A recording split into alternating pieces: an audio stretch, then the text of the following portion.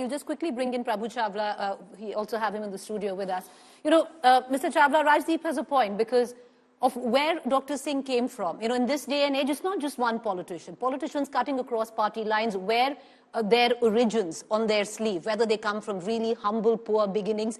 Some use it as political currency. And this was a man who came from absolutely nothing. At 14 years of age, he crosses over, during the partition, comes from nothing, rises on the basis of scholarship, goes on to study at Cambridge, to Harvard, and then becomes the Prime Minister of this country. And never once did he use a public platform to even suggest on his rise from nothing to what he came to become.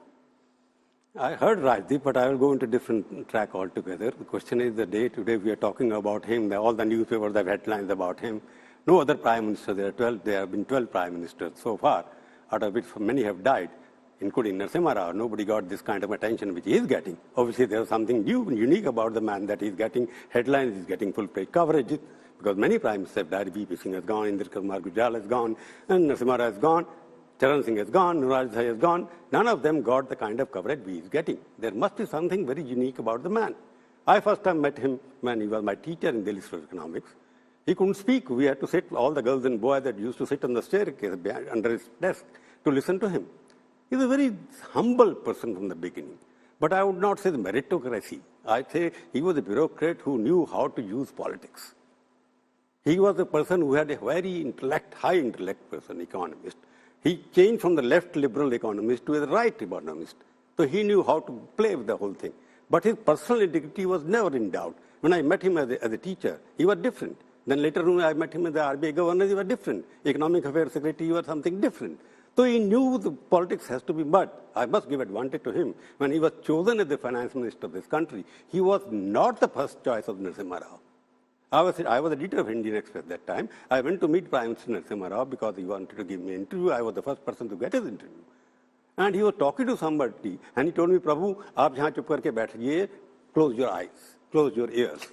I said, generally, sir, I cannot do it. But he was talking to somebody else.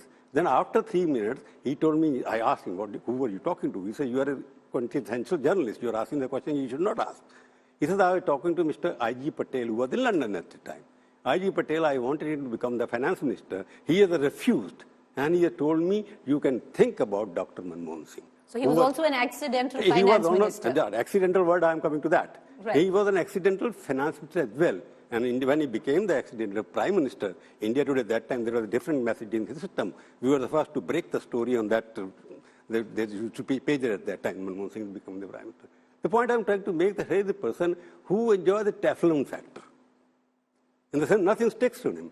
The maximum scandals happened in 91 to 96. The Harshad Mehta scam, he was the finance minister.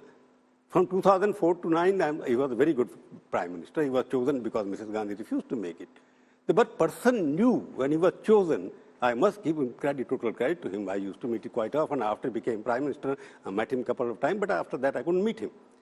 But he knew that he was the guidance of the Prime Minister Narasimha Rao. He was the original father of economic reforms in the country. But basically, Dr. Manmohan Singh started as a lecturer, but 40 years ago when he became the Economic Affairs Secretary, he has been in the government in one form or the other. Even when Chandrasekhar was the Prime Minister, he was chairman of the Economic Advisory Council to the Prime Minister. And when Chandrasekhar had resigned, he went to Chandrasekhar. This Chandrasekhar told me himself. He came to him, sir, you are resigning. What will I do now? He said, what do you want? He said, the UGC chairman post is lying vacant. And he was appointed UGC chairman. First appointment with any caretaker prime minister did, which he should not have done. He appointed Dr. Manmohan Singh as chairman of the University Grants Commission. Obviously, there was something good about the man that everybody wanted to oblige him. And thereafter, Sonia Gandhi, the person who was finance minister, very trusted finance minister, Narasimha Rao, who was dumped in the history, the political history, and she chose him as the prime minister, speaks a lot about the man. But one thing is very clear, the Prime Minister Manmohan Singh's personal integrity has been beyond question.